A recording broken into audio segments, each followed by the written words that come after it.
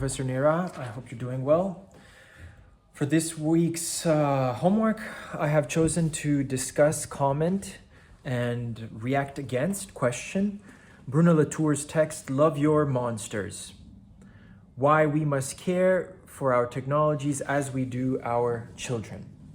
So, what is Bruno Latour speaking about when he says, love your monsters? Whose monsters exactly? Who is your? Who is us? Who is we? Inside this plural conjugation that he's constantly using. Of course, these are the masters of technology, the ones who possess the means to create, produce. And what he's saying is the project or the purpose, the goal of his political ecology, in his words, is the goal of political ecology must not be to stop innovating, inventing, creating, and intervening. So already here, the goal is defined by a negation and an absence of limit. I'm going to come back to this. I think this is the first problem. How do we have limitless evolution through technology or progress through technology on a limited resource environment, limited resource world? Who owns this technology? For what means? And what is its mode of production? These are some first questions. Bruno Latour is not afraid of, he doesn't fear climate crisis. He doesn't fear climate could destroy us. And he also belittles the people of the past, which had ecological fears. For him, the monsters, which he's very aware of, the monsters are the catastrophic consequences produced by our human use, operating and wielding our techne from the resources of nature, okay, because our techna is used, we are extracting, we are compiling, composting parts which we alchemize and which we contract into our techne, which the resources comes from nature. And what happens afterwards?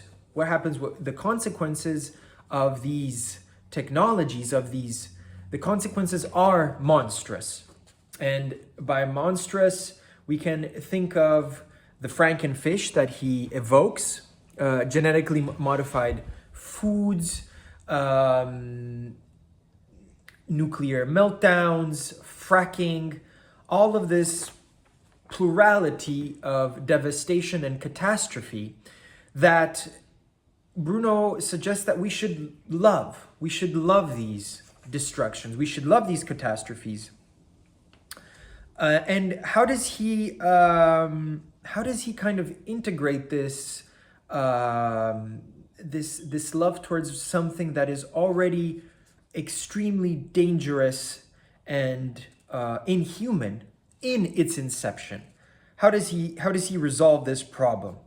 So he says, but what is the breakthrough in itself? If I am right, the breakthrough involves no longer seeing a contradiction between the spirit of emancipation and its catastrophic outcomes. So in his view, the project that he wishes that he wishes through technology to advance is in itself the modernist project of development, of progress through science. What has happened once Nietzsche proclaimed God is dead and we have killed a metaphysical entity out from the sky is that Western we, this is another problem in Bruno's text. He's constantly speaking about our, yours, we, us, in a very generalized, problematic way. Does all of human society and community want these things? Is he asking them? On the contrary, he's belittling them. He's saying that the people of the past, our ancestors, were not able to see reality through the veils of subjectivity and subjection that hid it from our ancestors. He's speaking constantly about the past, a past when technology did not have the consequences that it has today, and a past where the ethics did not face the same problems as the current monstrosities that the human wields with technology in our current situation.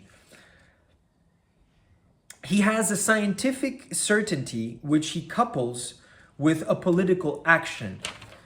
For him, science and progress, the narrative, the grand narrative of conquest, we must sort of go past these fears and warning signs that Nietzsche also echoes when we burn the lands and we set sail to this infinite, right? So Nietzsche's already prefiguring the finite.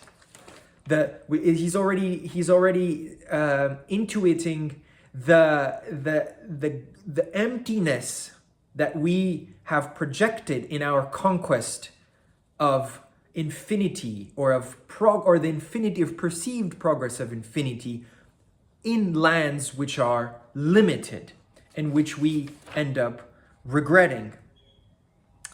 But for Bruno Latour, we must push through with this project at all costs. And what does he say about the modernist narrative, which he very confusingly he says he is not part of, but he seems to continue it. There is a beauty and strength in the modernist story of emancipation. Its picture of the future is so attractive, especially when put against such a repellent past, that makes one wish to run forward and to break all shackles of ancient existence. So what is this future? Who is it for? This beauty and strength of the modernist emancipation, who possessed these powers and these projects? Was it not created by a mode of rendering other cultures, other species inhuman and legitimized to extract through racialization, through slavery? So how are we producing these technologies to begin with? Because it seems that he doesn't question how the origins, the very origins that we can, the very powers that wield these technologies. He doesn't question that. He doesn't question whom they are for.